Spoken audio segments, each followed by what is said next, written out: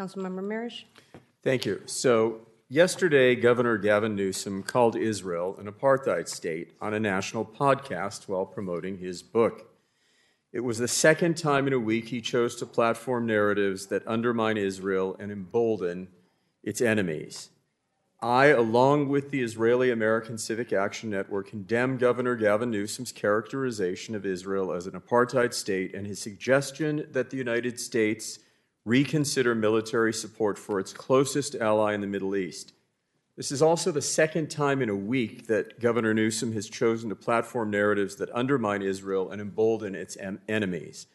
Last Monday, he amplified unverified Iranian regime claims about a school bombing without waiting for the facts. Now he is calling Israel an apartheid state. These are not isolated missteps. This is a pattern. The remarks are factually wrong and politically reckless. Israel is a democracy. Arab citizens serve in its parliament, on its Supreme Court, and in its military. The apartheid state label is not a policy critique. It is a slur that delegitimizes Israel's existence and provides rhetorical cover to those who seek its destruction. It is also an anti-Semitic trope. Along with genocide and settler colonialism, the apartheid blood libel is a cornerstone of anti-Zionist ideology, language designed not to critique policy, but to deny Israel's legitimacy entirely. At a time of unprecedented levels of Jew hatred across California and the country, deploying this rhetoric endangers Jewish and Israeli communities. That a sitting governor would amplify it for political gain is not just irresponsible, it is a failure of character.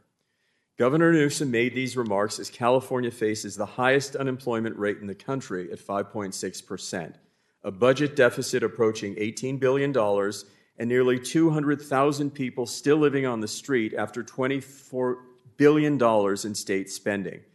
In Los Angeles County alone, 2,508 homeless people died in 2023. He is not engaging in foreign policy analysis. He is the one running from his own record of failure. Governor Newsom has now twice in 1 week chosen to stand with narratives advanced by Israel's enemies over the facts. California was once actually a national leader in holding Iran accountable. It was the first state in the country to ban Iran-linked companies from government contracts, extending those sanctions across banking, insurance, and finance. Its governor is now lending credibility to the regime's talking points and calling America's closest ally an apartheid state. The Israeli-American community, 250,000 strong in Los Angeles alone, and California's broader pro-Israel community will not forget this. Governor Newsom's remarks are also a betrayal of California's own history. California is home to approximately 250,000 Israelis in the Los Angeles area, the largest Israeli community outside of Israel. In addition, previous California leaders understood the Iranian threat clearly and acted on it with a decade-long methodical campaign of economic pressure. In 2007, California became one of the first states in the nation to divest in CalPERS and CalSTRS from Iran-linked companies. In 2010, it went further, passing the Iran Contracting Act, becoming the first state in the country to ban companies doing business with Iran from state contracts.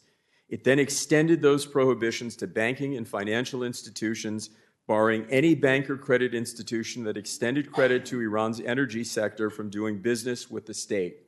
Finally, in 2012, it required all 1,300 state-licensed insurers to divest Iran-linked holdings, resulting in a 97% reduction. The city of Los Angeles followed, voting 13-0 in 2014 to become the first city in California in full compliance with the contracting ban. These were not symbolic gestures. They were a recognition that Iran's nuclear ambitions and its sponsorship of terrorism posed a direct threat to America, to Israel, and to the 250,000 Israelis who live in Los Angeles. It is a profound failure of leadership that the man who now governs this state no longer shares that understanding.